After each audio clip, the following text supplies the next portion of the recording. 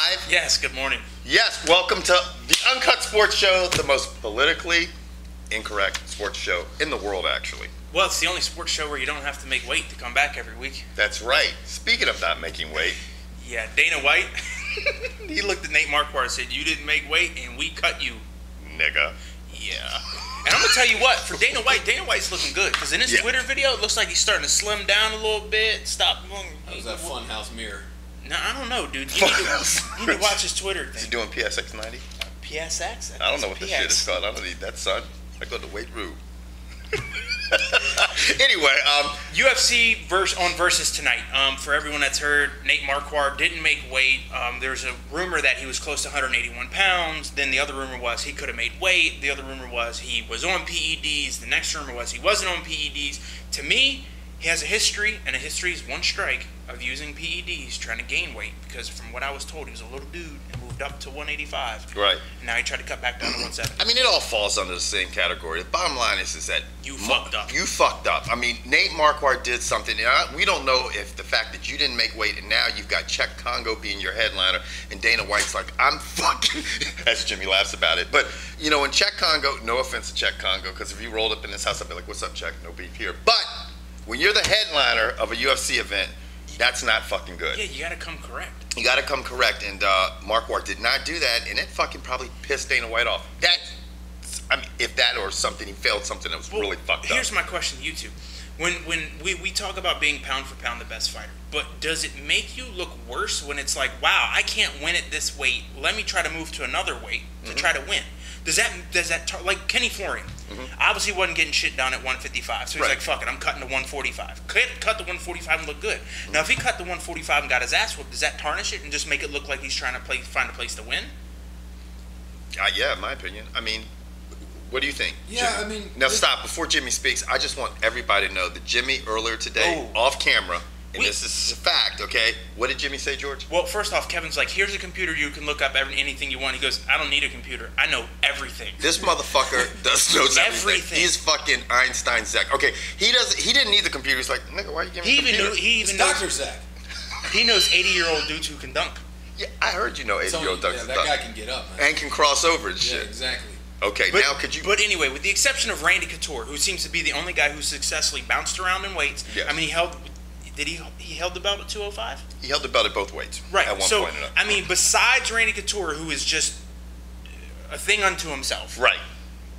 We haven't seen a lot of these guys bounce around weight classes in the UFC and be too successful. So my thing is, if you're doing that, does it make you look worse? And to me, obviously, this makes Nate Marquardt look like a donkey. I mean, I think it makes it. A lot of the guys are sometimes looking for a change, maybe looking to a spark to jumpstart their career. Because the only other person I can think of other than Randy Couture has been successful is Dan Henderson. Right. How about Anderson Silva? Yeah, Anderson Silva. Well, did he really fight that much? He's annihilated everybody he's fought to the point where until John Jones, I would think that he could have been a champion in both classes. Yeah. You know, and so Dan Henderson, Anderson Silva, and Randy Couture. I mean, I think what it comes down to is if you're an elite fighter and you have the ability to move weight classes, you're going to probably be successful in those weight classes. Right. And to me, you know what's most impressive about that? Two of those guys are wrestlers, and they're used to cutting weight, putting on weight, and fighting at different weights, and the other is not. Right. And he's like, all right, whatever, I'll fight at a heavier weight. Whatever, I'll fight at 185. That to me, it's more impressive for Anderson Silva to bounce around weight than it is for two wrestlers. I think what Jimmy's getting at, it's like if a guy is cutting weight, but I mean, if a guy is moving up or down in a class to say, okay, I can dominate in this other class as well, then I think you're going to look at that athlete and say, okay, he's making a move because he's just trying to fucking run through the classes. You know, like if GSP is to make the transition at middle and, you know, to try to go dominate the middleweight class, you know, which I don't see happening just because it's full with studs. But to me, this is a great segue into the guy who's headlining UFC 132. Yes. Urijah Faber, who's a guy who, you know, did great, ran into a buzzsaw at his previous weight class at, what was that, lightweight? Was it 145? He was 45. He was fighting at lightweight. That's 155, isn't it? Yeah. Yeah. Because that's what he was fighting at, and now he's cutting weight. So I mean, this is his big chance, and he's fighting Dominick Cruz again, and that's the headliner for 132. Well, and I'll make it real quick. What it shows is that you look at Faber at 45, that was dominant. He was dominant for a while, and then all of a sudden, you saw B.J. Penn that was dominant at 55. Now look at those guys in both their own respective weight classes. Those classes are both filled with a bunch of fucking guys. It just shows how people who say that MMA is not getting popular and stuff, look how filled all these classes are getting with good athletes now. Now both of those guys have been forced to drop. Well, I don't know what B.J. Penn's going to do, but you know, Faber, who dominated, is down to 35 class now. I love B.J. Penn, but it's time to just go back to Hilo, fucking tack it up, run some schools, make some bank, put in some appearances, see if you can find one of them Chuck Liddell type jobs with the UFC, collect a paycheck, travel the world, and help spread the sport. Try to get an event in Hawaii, and I know that's one of the big things. And I'm like, why not? Yeah. I mean, you got some decent fighters, and it's close to Japan. Yeah, I mean, that would be a good. That was good. Yeah.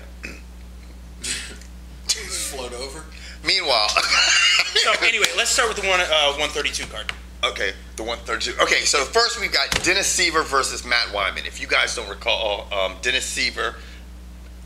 Okay, I know you guys are laughing, but I've got to say it. Okay, Dennis Siver is famed for his victory over Lickalotopus. Yeah, he had a good fight. Yes. This should be one fight that you two donkeys should like. These guys are going to definitely stand. This has potential. Yeah, because Siver is a donkey, man. Seaver is short with them little baby T-Rex arms, and he has that Dan Henderson type shit where he's doing one of these, and he's gonna just try to knock him out. Right. That's what Seaver's coming to do. Who do you have in this fight? Me? If it goes past the first round, it's Matt Wyman's fight. Really? That's my opinion. Even if the left blows up? Okay. Anyway, I've got Dennis Siver. Who you got, Jimmy? I'm gonna go with Matt Wyman. It's a good story. So I'm nigga, this is Uncut Sports, not Lifetime Television. You know, Jimmy can turn on a fucking show in the Lifetime Television. It's a feel-good story. We still like redemption here on right. the show. You know? Holy Christ. Anybody who overcomes some, you know. Now, I'm going to tell you, go ahead. If the UFC is ever to sponsor, the UFC, wow.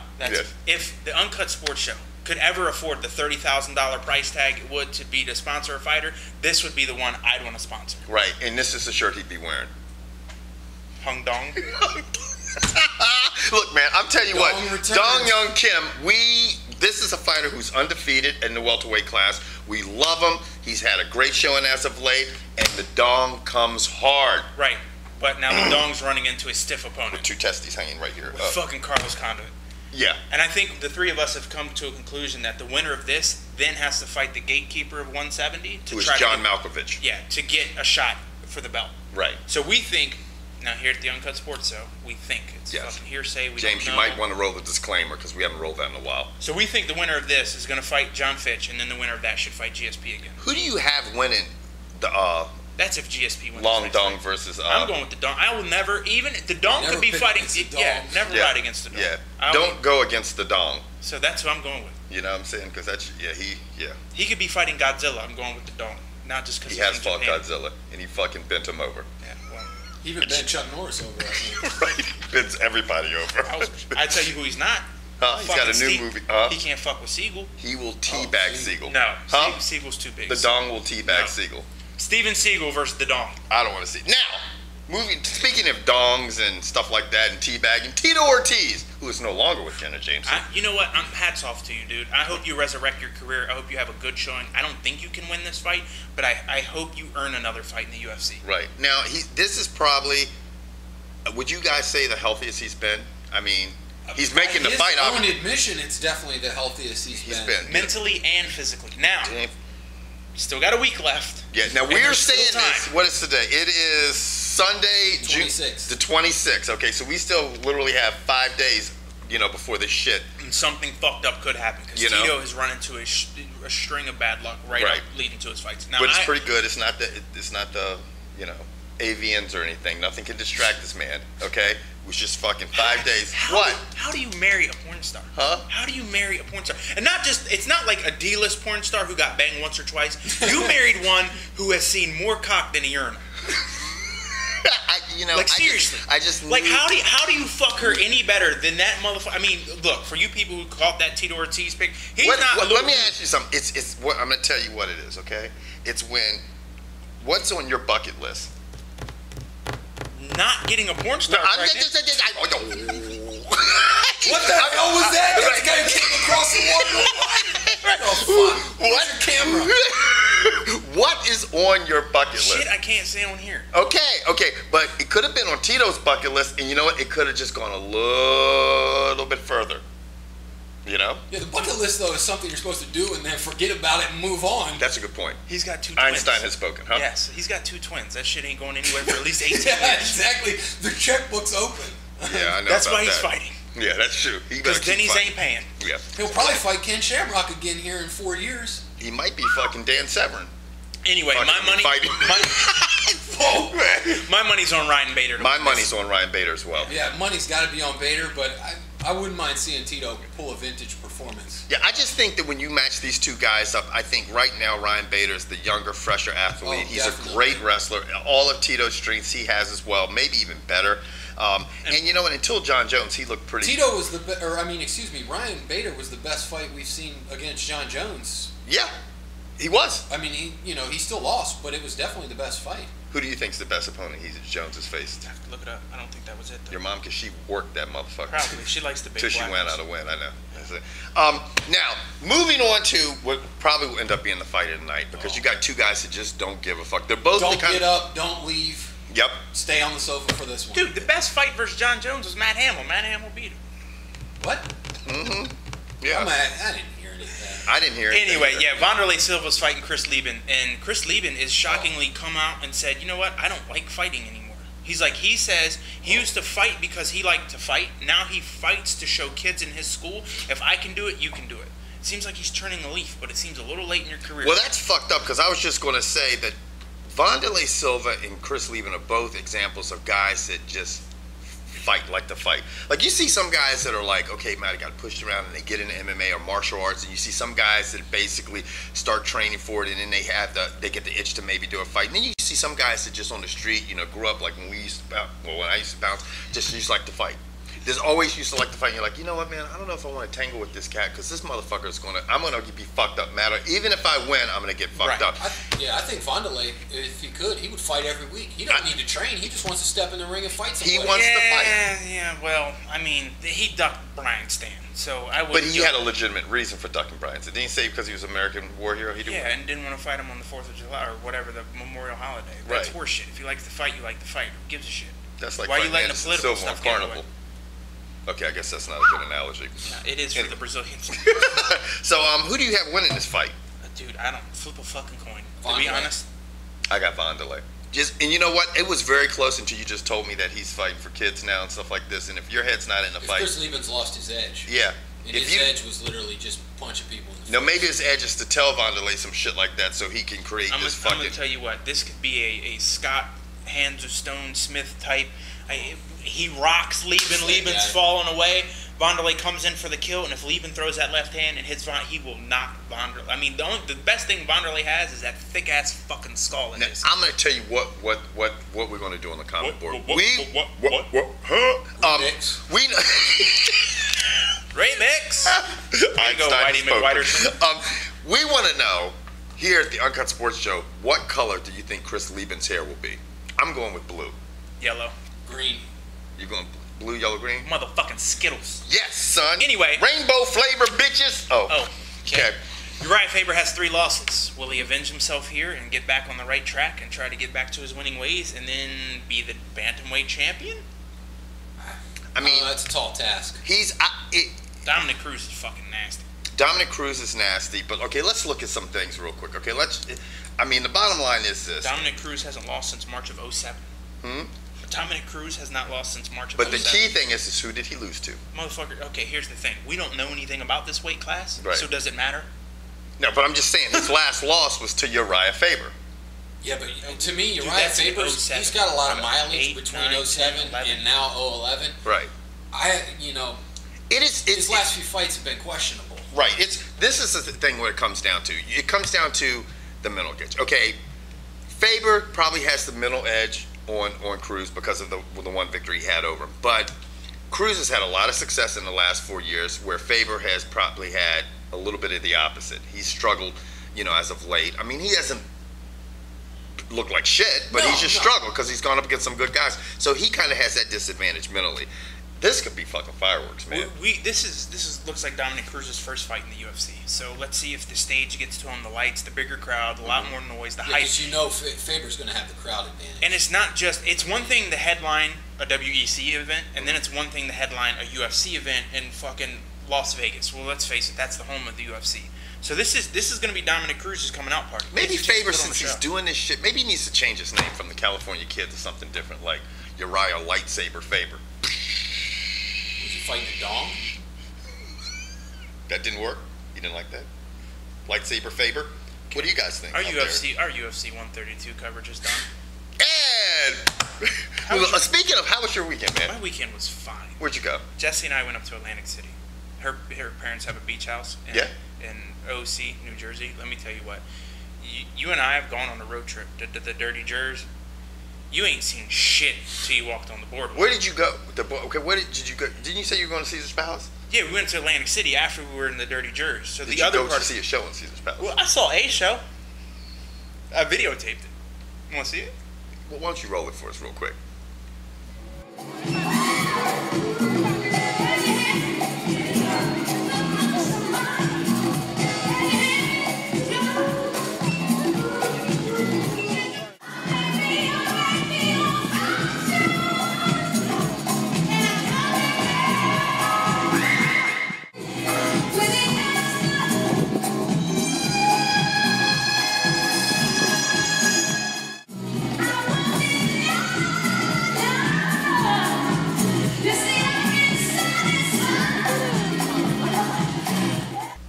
Was that Jimmy's grandfather dancing in the background? You guys spitting watermelon seeds?